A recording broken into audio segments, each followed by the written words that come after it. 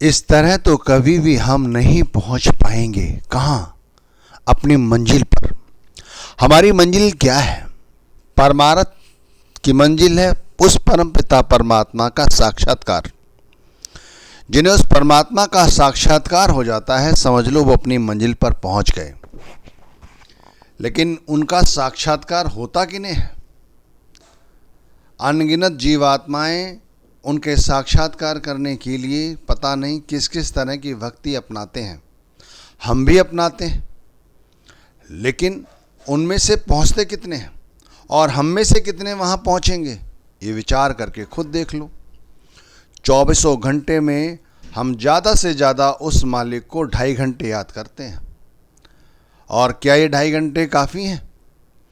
और अनगिनत जीवात्माएं ऐसी भी हैं जो 2 घंटे, 1 घंटे, 15 मिनट, 10 मिनट और कभी कभी तो याद उस परमात्मा को करती ही नहीं है। अब बताओ, क्या पहुंच पाएंगे उस मंजिल तक? मिल पाएंगे कभी उस परमात्मा को? जान पाएंगे कि गुरु का नाम क्या है? अरे भाई, पानी में उतरोगे तभी पानी की गहराई का एहसास होगा। जब भक्ति करोगे तभी भक्ति का एहसास होगा कि भक्ति में क्या रस है। बाहरी भक्ति हम दिन रात करते रहते हैं। करो भाई, जरूर करो। जिस तरह तुम्हें शांति मिलती है, सुख मिलता है, करो। लेकिन ये तो समझो, क्या हमें उसके बाद उस परमात्मा का दीदार होगा? क्या हम और हमारी पुकार उस परमात्मा तक पहुँचेगी?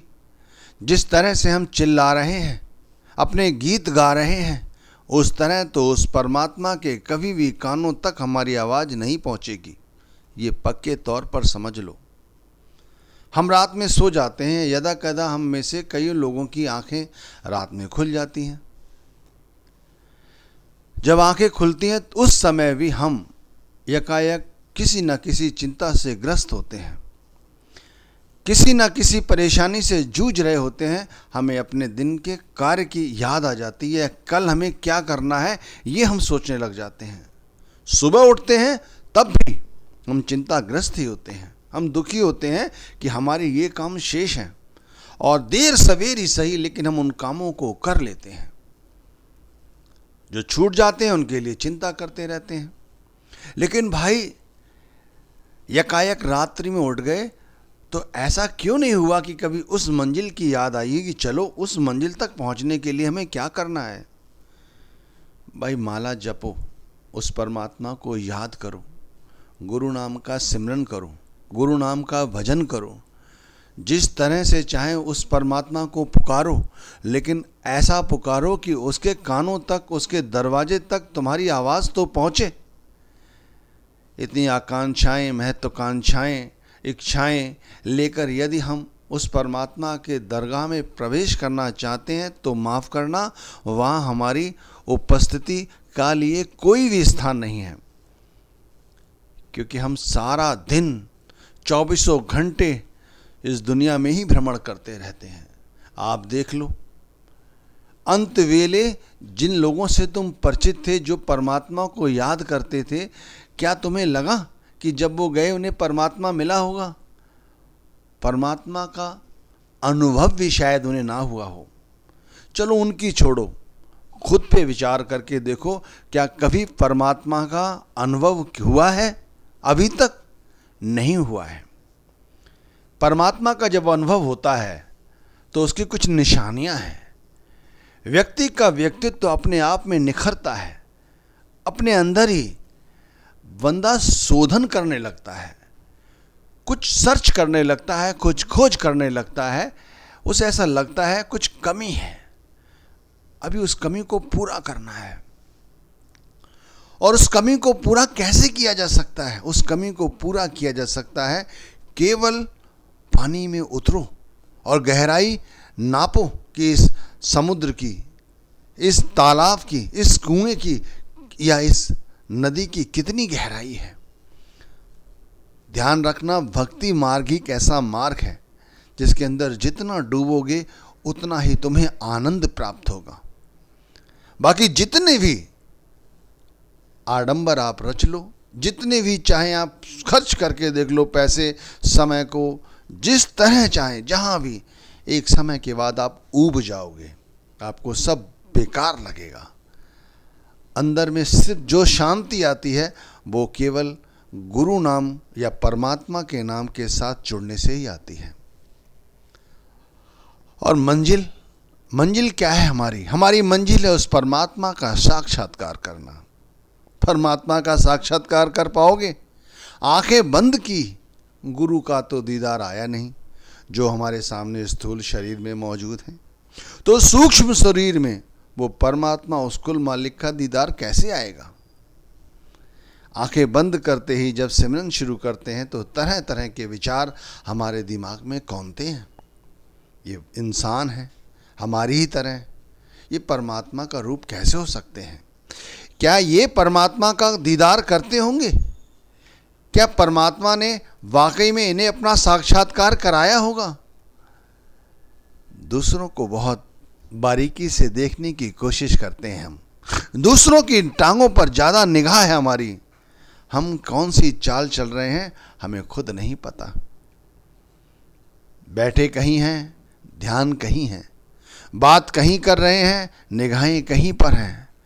ध्यान हमेशा ही लगा है पैसों में, रुपयों में, ध्यान लगा है पर स्त्री में, पर संपत्ति में, कि ये मेरी हो जाए। ये कैसे संभव है कि जो जीवात्माएं ऐसा सोचती हैं वो उस परम पिता परमात्मा का साक्षात्कार कर पाएंगी?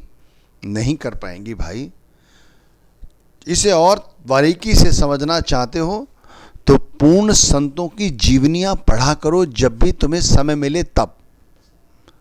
जब भी समय मिले पूर्ण संतों के इतिहास को समझने की कोशिश करो। हमारी और तुम्हारी तरह ही थे वो संत महात्मा, लेकिन उनकी एक थोड़ी सी इच्छा स्वार्थ के साथ साथ परमार्थ की ओर भी जगी। लेकिन जैसे ही परमार्थ की इच्छा जगी तो उन्होंने पाया कि परमार्थ की जब इच्छा उनके अंदर जागृत हुई तो परमार्थ में उनको जो रस आया वो स्वार्थ में नहीं आया। और उन्हें ऐसा भी महसूस हुआ कि जैसे जैसे उन्होंने परमार्थ पर कदम रखा, स्वार्थ अपने आप संवरते चले गए। लोग कहते हैं काम धंधे छोड़कर अगर भजन बंदगी में लग जाएंगे तो भैया बच्चे कौन पढ़ाएगा, कौन करेगा बेटी की शादी, ये रिश्ते नाते हैं इन्हें कौन निभाएगा? ये सारे के सारे धन दौलत से ही तो पूरे होते हैं। तो संत महात्मा कभी ये नहीं कहते कि तुम धन ना कमाओ, वो कहते हैं धन जरूर कमाओ लेकिन धन में आसक्ति ना रखो। हम आसक्ति रख के धन कमाने की कोशिश करते हैं, कितना धन कमाने की सोचते हैं, कोई लिमिट तो होनी चाहिए।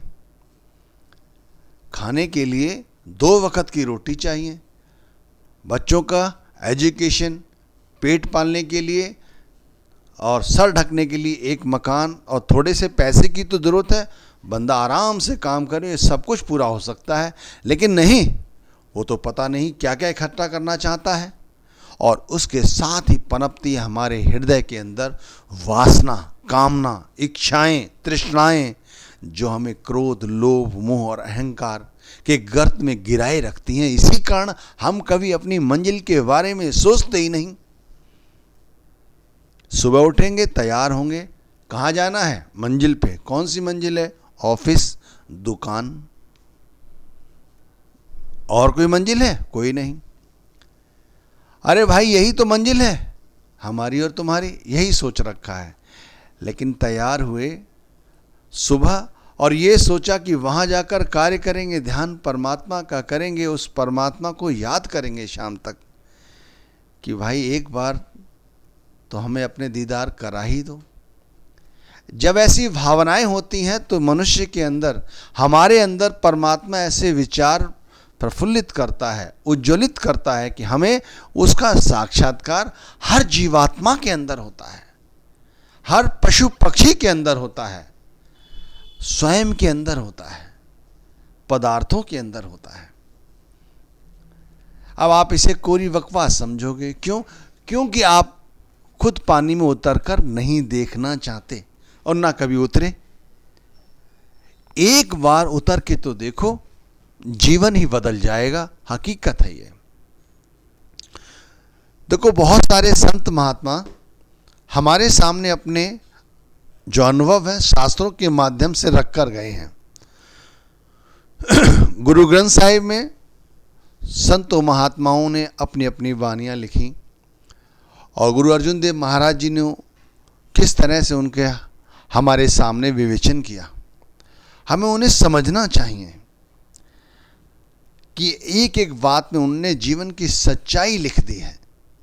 हम कब तक इसी तरह लोभ और मोह और वासना में उलझे रहेंगे।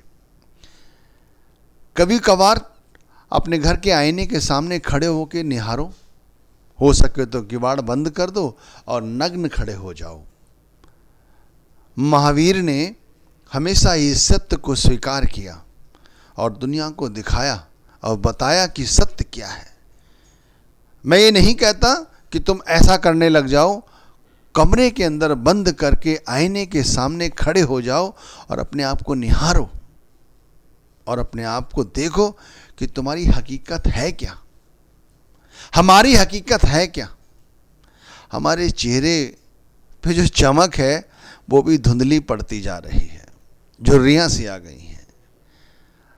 कहते हैं आँखों के अंदर एक चमक होती है, चमक लालसा पैदा करती है, प्रेम उत्पन्न करती है। वो प्रेम वासना में बदल चुका है, कामनाओं में बदल चुका है। इसीलिए तो हर वक्त हम लड़ते झगड़ते रहते हैं, ईर्ष्या करते हैं, द्वेष करते हैं। हम नहीं चाहते कि हमसे कोई आगे पहुंचे।